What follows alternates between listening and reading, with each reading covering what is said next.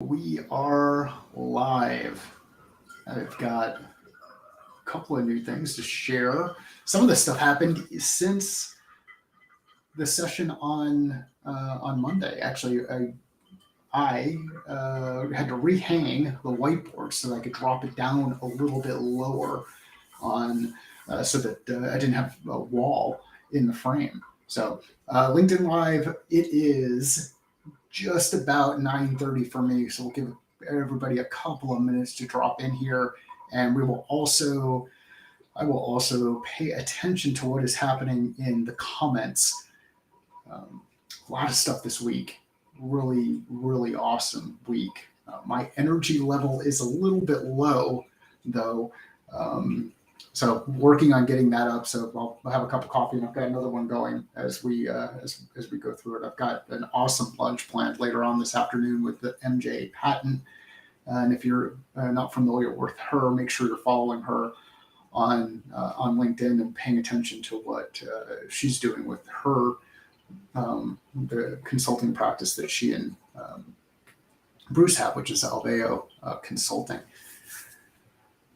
All right. So we started the week with an Eleanor Roosevelt quote. The theme for the entire week has been focused on confidence. What are some of the things? What is confidence? What are some of the things that contribute to confidence? How do we build confidence? These are all things that we should be thinking about, especially if we're struggling with that confidence. So I am going to take a look at the Eleanor Roosevelt quote, share a little bit about that, and then kind of talk about how that moved into some of the other things that we talked about over the course of the week.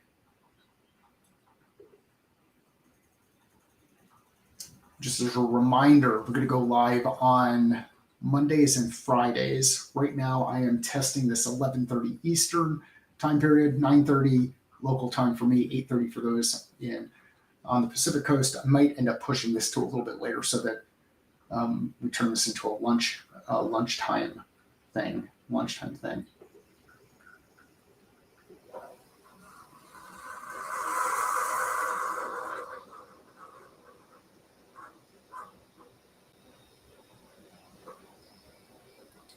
Looks like this time might not be the best time for everybody on a Friday, so we'll go back.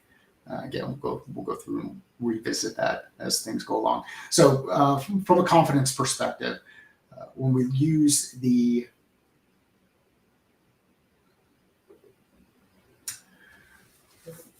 Eleanor Roosevelt quote was focused more along the lines of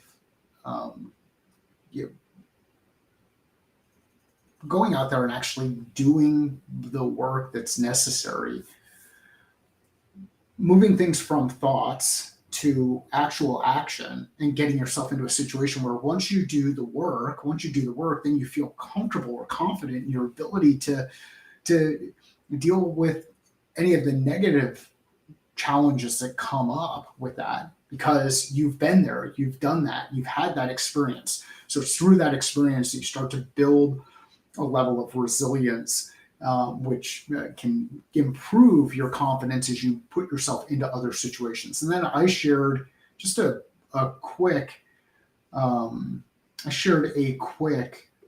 then the specific quote is, you gain strength, courage, and confidence by every experience in which you really stop and look fear in the face. You're able to say to yourself, I have lived through this before. I can take the next thing that comes along. You must do the thing that you think you cannot do. Now that connected to an equation that I shared with folks on Sunday, which is confidence equals trust times awareness. And when we look at it in the context of self-confidence, how do we build self-confidence? Well, we first have to trust self, trust our ability to do things, have trust that we can get that thing done. And we also have to have awareness, actual good, solid self-awareness. And I've been told by people that self-awareness is a superpower of mine. I am acutely self-aware, sometimes to a detriment. That high level of self-awareness can turn into some challenges associated with imposter syndrome. And the reason that happens is because I have that high level of self-awareness, and then that self-awareness actually turns into self-doubt because I'm focusing on some of the things that are a little bit more negative. And we'll get into imposter syndrome a little bit later on this year, I'm sure. So if confidence equals trust times awareness, which is what we shared on Sunday from a strategy perspective, well, how do you tactically go through building self-confidence? What's a tactical approach that you can take to build self-confidence? Well, one thing you can do is you can increase your awareness around a subject or a given task. You are not going to gain self-confidence when it comes to riding a bike if you've never ridden a bike. If you just keep reading about the bike, you're going to increase your knowledge, yes, but you're not actually going to get the experience of doing. You're not going to have the feedback that comes with actually going through and doing that work over and over and over again. So on one side of the equation, there is the trust that you know what to do and that you can do it. So you read, you know, then you do, you act. Then on the other side of that equation, you have awareness, which is now that I've done stuff, so I'm in the process of doing it, how can I assess my actual capabilities? How can I reflect on what I did well, what I didn't do well? How can I reflect on those capabilities? So get through that assessment piece. If I can both know and do, I can build trust. And if I can do and assess, I can build awareness. So through that, I can build the combination of self-confidence by knowing that I can do the things and properly assessing my ability to do those things, which improves that awareness. The other thing I did this week, and it was new and it was really cool, is I pushed live a video clip from. I didn't push it live. I put it out in the world. A video clip from a conversation I had with Samantha McKenna, Sam at SamSales. And Sam is absolutely awesome. That podcast episode will come out. If you're following the YouTube channel, you are actually going to see a pre-release version of it. I'm just looking to see if there's something that I can do quickly to edit the audio, just to get rid of some of my breathing and make sure our levels are nice and clean. On Thursday, I talked about Challenger Sale and went back to it, and it was great to see Jen make some comments, and Jeff had pointed Jen to the post. And what highlighted are some of the misconceptions associated with Challenger. Some people read the cover of the book, think they know what's in the book, and then they go out there and they just start challenging people.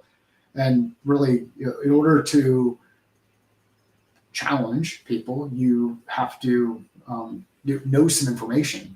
You have to understand the market at a very, very deep level, understand their role at a very, very deep level so that you can teach and provide insight. And if you know and understand people well, then you can tailor that insight and teaching, the information that you're delivering to their organization. And if you do both of those really well, you can get yourself into a position where you can lead. You can lead your customer, guide your customer as you go through, as they go through their process.